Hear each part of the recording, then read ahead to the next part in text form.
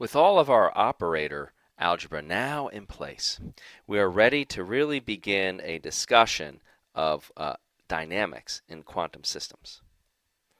Now, you will recall that dynamics boils down to this concept of determinism. And in the quantum case, it's a little bit different. So in quantum determinism, we are not saying that we know exactly where a single particle will land, but what we are saying is that we can know the distributions of functions once we understand their states. And the way we understand states of functions, we now know, is through knowledge of the wave function. So quantum determinism then says if I know the wave function at some particular time t, that means I can, knowing that then determines the state of the system at future points in time. So that would be psi at x at time t prime, where t prime is actually greater than t.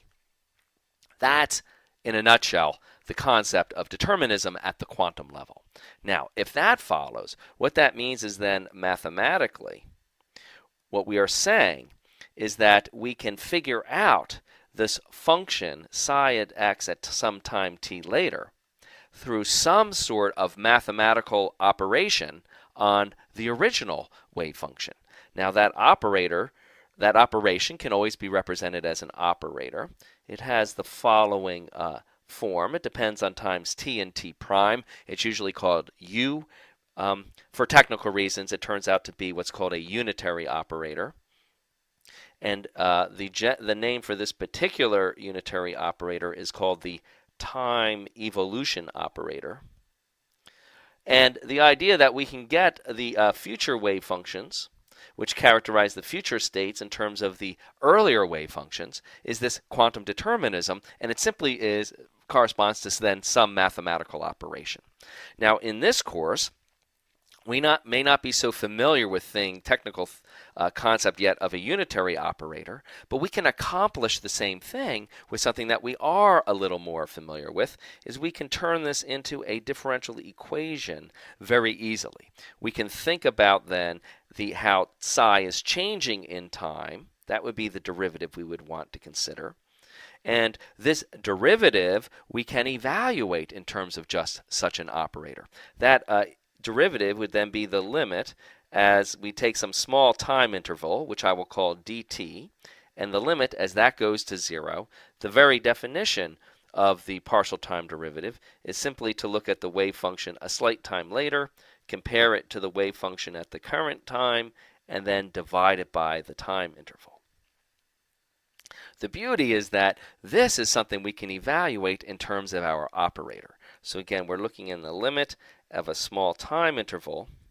And what I'd like you to notice, right, of course there's going to be a dt here on the bottom, is that psi, some slight time later, can be recovered from psi of x and t. So I'm going to factor things out here. There will be two terms I'm subtracting. The second term is just minus my wave function back again, so I can reproduce that with a -1.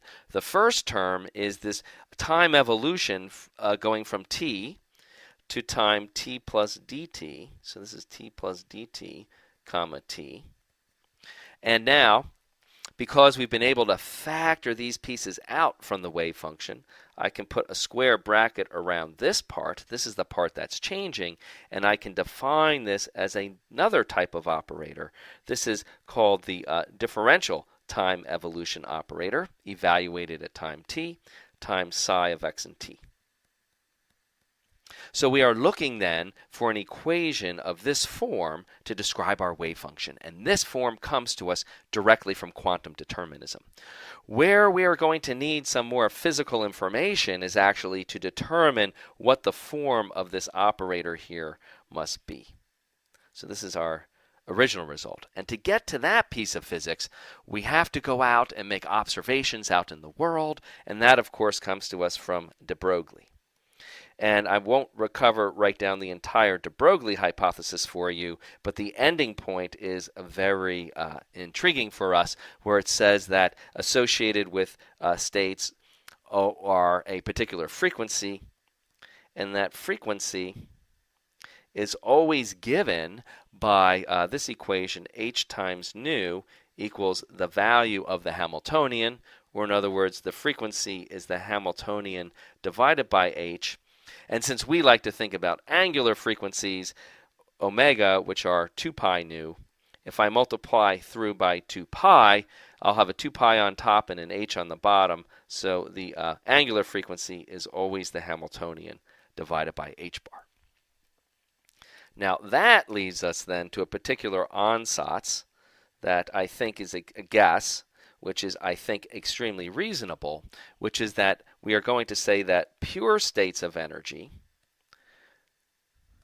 or likewise the Hamiltonian, should be associated with angular frequencies of this exact form. So if I have a pure state of h, and now we know what that means my Hamiltonian operator acting on this pure state simply gives me back the pure value of the Hamiltonian times my pure state wave function back again. If I have a wave function that obeys this property, I would say then that they have to have a time dependence, time dependence in the form of a pure frequency. In other words, e to the minus I omega t, where omega then is h naught, this one value of energy that they have is associated with their one frequency over h bar times time t. Now, you might wonder why I guess a minus sign here, and this comes from, it's simply a matter of convention, but we have to be consistent with our conventions. And the reason for this is that if I made, say, a state of this form, e to the minus I omega t, this thing travels, as you know, to the right. And it travels to the right for positive values of k. And we've implicitly been associating positive values of k with a plus I here because they correspond to positive momenta. And if I want my states to travel in the correct direction, the appropriate sign I should choose for my time dependence then is a minus I omega t. Now, here's the thing. If I have a pure state like that, and it's associated with this particular time dependence, then I can ask, well, how does that appear in my general time evolution? So then, what I'm saying is if I had such a pure state, like so, right, its time derivative is going to pull out a factor of minus I h naught over t. So I'll have minus I h naught, over h bar times my wave function back again. But I know from my quantum determinism that this must equal this general operator applied to my pure state wave function.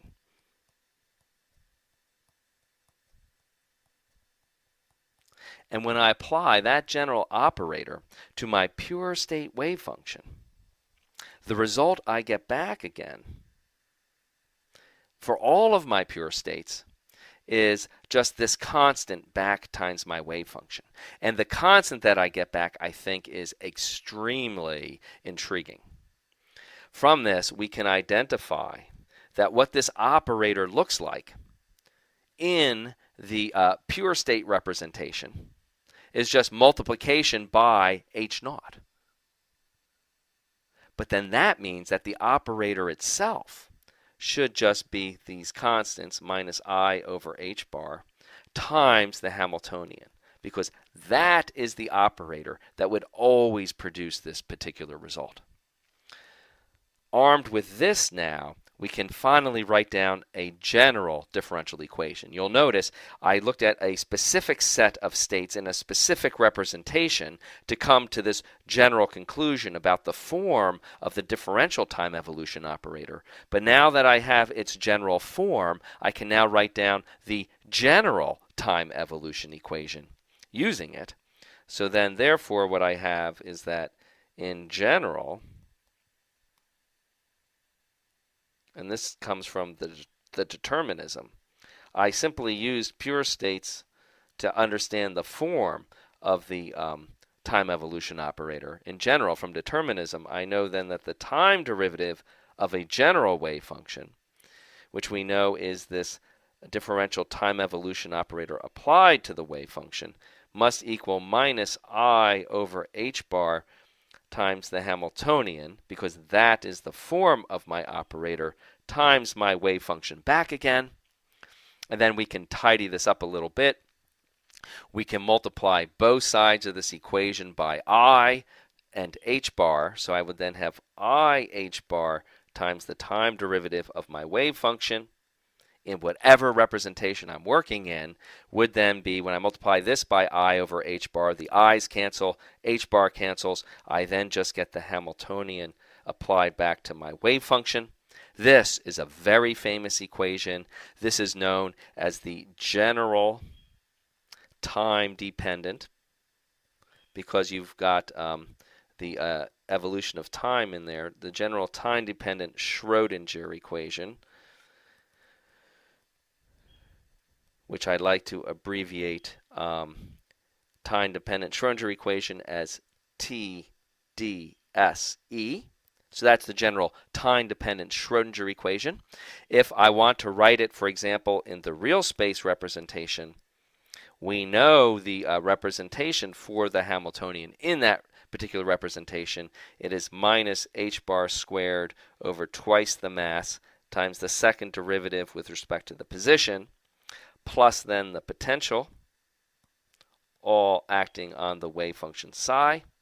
And this is known just as the time-dependent Schrodinger equation in the position representation. And there you finally have it. You have our quantum dynamics, and this then completes our theory. We now simply need to explore the implications of our theory and to then begin to make new predictions using it.